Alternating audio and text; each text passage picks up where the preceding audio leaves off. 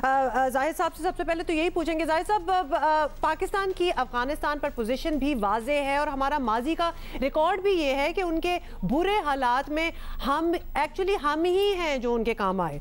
तो इसके बावजूद अफगान हुकूमत पाकिस्तान को शक की निगाह से देखती है, तो इसकी वजह आपको क्या नज़र आती है? हमने पूरी दुनिया को ये बावर करवाया कि अफ़गानिस्तान के मसले का कोई मिलिट्री सलूशन नहीं है और इसका वाहिद हल जो है वो एक निगोशिएटेड पॉलिटिकल सेटलमेंट है।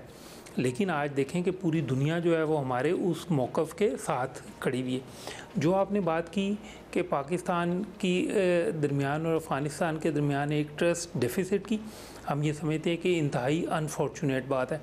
पाकिस्तान की अगर आप देखें कि अफ़गानिस्तान के पीस प्रोसेस में जो कंट्रीब्यूशन है, पाकिस्तान ने जिस तरह ओवर 4 मिलियन अफ़गान रेफ्यूजीज़ को होस्ट किया, पाकिस्तान ने जिस तरह अफ़गानिस्तान के अंदर जो कंटिन्यूड कॉन्फ्लिक्ट है उसकी वजह से जो सफ़र किया, तो पाकिस्तान की सेक्रीफाइसेस उस हवाले से बेताश हैं।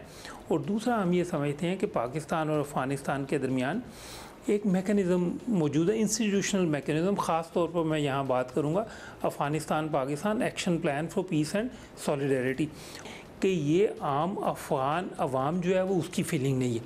ये कुछ एलिमेंट्स हैं, लेकिन हम उन एलिमेंट्स को कभी भी पाकिस्तान और अफ़गानिस्तान के दरमियान जो ताल्लुकात हैं उनके ऊपर असरअंदाज नहीं होने देंगे।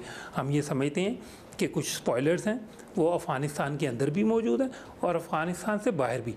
हम किसी भी किस्म की उनकी जो कोशिशें हैं पाकिस्तान और अफ़गानिस्तान के दरमियान ट्रस्ट डेफिसिट को बढ़ाने की या वेज क्रिएट करने की, हम उन्हें कामयाब नहीं होने देंगे। जी अच्छा, ये बताइएगा कि पाकिस्तान मगरबी मीडिया और अफ़गान हुकूमत के लोगों को जवाब तो दे तो रहता है, लेकिन इल्ज़ामात का सिलसिला अल्टीमेटली बंद होना भी बड़ा ज़रूरी है। दोनों ममालिक हमसाए हैं, अच्छे ताल्लुकात में ही सबका फ़ायदा है और हम हर फोरम पर यह बात कर चुके हैं कि अफ़गानिस्तान में पीस होगा तो पाकिस्तान में भी पीस रहेगा। अब ये दुनिया और ख़ास तौर पर अफ़गान हुकूमत को कैसे समझाई जाए बात, और किस तरीके से समझाई जाए कि प्रोपेगेंडा किसी तरह बंद हो सके? पाकिस्तान की जो कंट्रीब्यूशन है अफ़गान पीस प्रोसेस के अंदर, अभी तक अफ़गान पीस प्रोसेस में जो 3 इंतहाई अहम डेवलपमेंट्स हुई हैं जिसे हम माइलस्टोन्स कहते हैं, वो पाकिस्तान के ताउन से ही मुमकिन हो सका। उसमें सबसे पहला यूएस और तालिबान के दरमियान जो पीस एग्रीमेंट हुआ लास्ट ईयर इन फरवरी, उसके बाद जो इनिशिएशन हुई इंट्रा अफ़गान निगोशिएशंस की इन सितंबर लास्ट ईयर, और तीसरा फिर नवंबर में जो हुआ agreement on rules and procedures. उसके अलावा पाकिस्तान ने जितने भी अफ़गानिस्तान के ऊपर रीजनल इनिशिएटिव्स हों, चाहे हम heart of Asia Istanbul process की बात करें, चाहे हम ट्रोइका प्लस की बात करें जिसकी मीटिंग दोहा में होने जा रही है, पाकिस्तान उसमें पार्टिसिपेट करे, तो हमने इन तमाम रीजनल फोरम्स को भी सपोर्ट किया। देखें, पाकिस्तान अफ़गानिस्तान में अमन का क़याम चाहता है और उसके लिए हम ये समझते हैं कि तमाम इंटरनेशनल कम्युनिटी के साथ हम मिलकर काम करने को तैयार हैं और अफ़गानिस्तान में भी हम तमाम साइड्स के साथ काम करने को तैयार हैं। एक जो इल्ज़ाम पाकिस्तान के ऊपर हमेशा लगाया जाता है कि शायद हमारे कोई फेवरेट, तो पाकिस्तान ने बारहा ये बावर करवाया कि हमारे अफ़गानिस्तान में कोई फेवरेट्स नहीं है। We stand with the people of Afghanistan, we stand for peace in Afghanistan.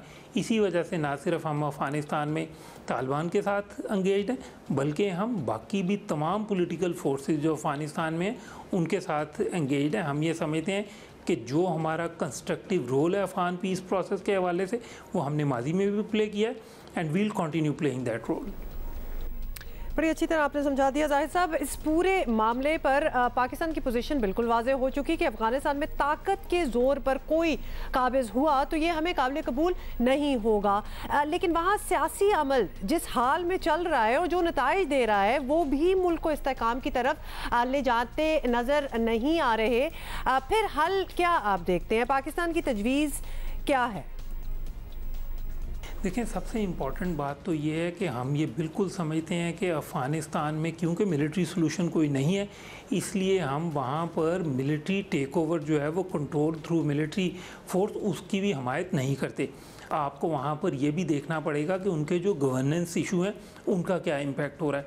देखें, जो यूएस डिपार्टमेंट ऑफ डिफेंस के स्पोक्स पर्सन ने बात की वो बहुत अहम बात है। उन्होंने कहा कि जी अफ़गानिस्तान में इस वक्त जो उनकी Afghan national defence and security force है उसके पास जो मॉडर्न आर्मामेंट है वो तालिबान के पास नहीं है।